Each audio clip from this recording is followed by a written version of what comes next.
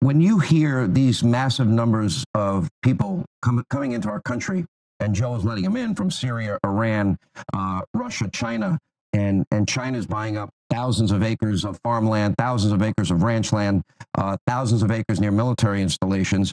And you look at Joe Biden's policies on the border, giving up energy security, law and order. You see this chaos abroad. Tulsi, what has happened to the party you once called home? This is one of the main reasons, Sean, that I left the Democrat Party. It is clear, and it has been for some time, that they don't care about the safety, security, or freedom of the American people.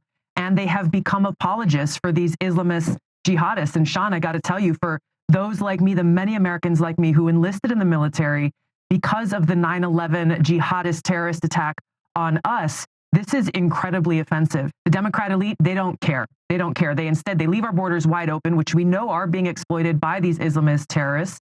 And they redirect our security infrastructure, our assets, our intel assets, not towards focusing on these terror threats that are coming through our borders and elsewhere. They're focusing them on fellow Americans. They're focusing them on people who they have deemed as domestic terrorism threats or extremists, also known as people who are supporters of President Donald Trump or conservatives. And I want to point out, really, Sarah mentioned this, but most importantly, we know that Iran has sleeper terrorist cells here in America. And unlike the Al-Qaeda, these terrorist sleeper cells have the access and capability and may have already brought in nuclear material into this country, waiting to be activated. And psychological analysis. Concerns about our nation's security have arisen in light of individuals arriving from regions like Syria, Iran, and China. China's acquisition of land in proximity to military bases has raised questions about their intentions.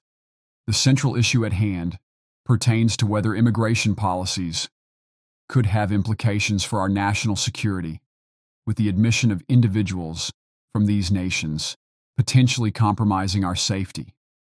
In this context, certain factions are vehemently critical of the Democratic Party's approach to mitigating possible terrorist threats. They advocate for a sharper focus on safeguarding our borders and addressing external security concerns rather than solely concentrating on domestic issues. The underlying apprehension is the presence of concealed groups of potential terrorists from Iran, often referred to as sleeper cells, within the United States. This notion generates worry and anxiety regarding terrorist threats, which can have an impact on individual safety and personal freedoms. What do you think?